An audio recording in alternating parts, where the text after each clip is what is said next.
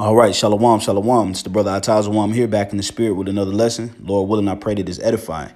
Before I get started, of course, I want to give all praises, glory, and honor unto YAHAWAH, BAHASHAM, YAHAWASHI, BAHASHAM, Rakakodash. Double honors unto the apostles and elders of Great Millstone who rule and teach well.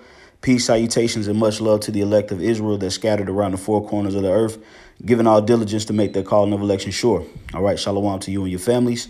Tonight, I'm going to be speaking on the power of gathering and fellowshipping, and why it's important in this ministry. The scriptures say, where two or three are gathered in my name, I'm in the midst of thee.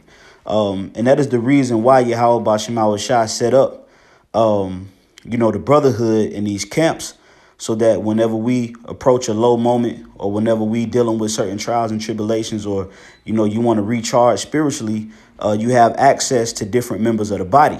Now it's up to you to take advantage of that access that's been granted unto us in these latter times of YAHAWASHI, bringing back the members of the body of Hamashiach. Okay, so one thing that you would notice is guys that begin to get disenchanted. They begin to fall weak. They begin to give heed to Satan. It's because they back themselves in the corner spiritually. All right, they stop coming around brothers. They stop conversating with brothers. They don't pick up the phone and reach out. They don't they don't come around. They always coming up with an excuse as to why they can't be fruitful in the ministry. And then eventually Satan begins to work on their mind frame, creating all kind of false scenarios in their mind, false accusations, things that, he will make you think that it's believable when it's really false. And then eventually, getting cast out or removed from the body. And that's a common characteristic with fallouts. They separate themselves from the body. So us brothers that's a part of this thing, we have to understand why it's important to gather. It don't matter if it's an hour, 2 hours, 3 hours. Just find some time, to gather with brothers. OK, now you got which I'm not going to ramble too long. Salaki, I'm going to get this word real quick out the etymology. This is gather. It says to unite, agree, assemble, gather, collect, store up. OK, so when you're in the midst of brothers, you're storing up heavenly treasures because YAHAWASHI is supping with two or three that's gathered in his name. So the Lord begins to bring out correction, or he'll bring out edification. He'll go into prophecies. He'll just activate the Holy Spirit to where you're going to actually gain from being in the midst of brethren. OK, and that's very important to your endurance. OK, a lot of men don't understand the power of association and the power of gathering, but it holds a whole lot of power. And that's why guys, they'll come around and they awkward as hell around brothers. OK, they either they don't talk, they back themselves in the corner, or they just over talking. OK, because essentially they're just not being around the body. OK, and it's not because they can't be around the body. It's because they're not making time to be around the body, because for whatever odd reason, they don't want to be around the brothers. OK, so I'm going to read a little bit more. It says gather, collect, store up. It says use the flowers, thoughts, persons. OK, come or bring together, unite. OK, and we're supposed to be united with each other, man. OK, if we come up under the banner in the name of YAHAWASHI, we have to be united in the spirit, meaning what? We should be around each other. All right. If you can't be around as much as other brothers, then you're supposed to make sure that you having conversations with certain particular brothers, making sure you checking in, making sure you fluently communicating with the body. OK, there's no excuses why these things can't be done. All right. I'm going to go jump into the scriptures. This is Matthew chapter 18 and verse 18. It says, matter of fact, I'm going to start at 19. It says, again, I say unto you that if two of you shall agree on earth as touching anything that they shall ask, it shall be done of them of my Father which is in heaven. For where two or three are gathered in my name, there am I in the midst of them. OK, so when you gather in the holy name of Hamashiach YAHAWASHI, when you gather in that holy name, the Lord just start bringing out all kind of understanding, edification, comfort, just breakdowns, history, whatever the Lord wants us up with you with that night. Hey, the Lord brings it out. But it's only exclusive access unto those that take the extra step to get around the brethren, man. Okay, and I say that confidently because I've been around brothers for a long amount of time, and I noticed that every time that I'm around brothers, the Holy Spirit is always activated. Something is always coming out. Edification is always coming out when you're around brothers, man. So that's the importance and the power of fellowship, man. Okay, let's get this here. What is this? Hebrews chapter 10, and I'm gonna go to verse 25. All right, it says, matter of fact, let me start at 24. And let us consider one another to provoke unto love and to good works. So we're supposed to be provoking ourselves and provoking the akim that's around us to do better, to strive, to push, to get around brothers. If you got a little spare time, you swing by a brother, man. Get a bite to eat, chop it up with him in the spirit, man. Build in the spirit so that the Holy Spirit can be activated and you can gain from that encounter. Okay. Verse 25, it says, not forsaking the assembling of ourselves together as the manner of some is. And you have a lot of guys that forsake the assembling, man. Okay. That's why the scriptures say as the manner of some is, because it's always been a reoccurring situation where you had certain of these lone wolves, man.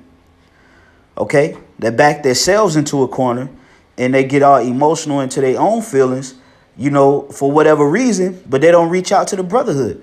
They don't get around brothers so that the Holy Spirit can actually bring out the truth and the edification on whatever they've been thinking.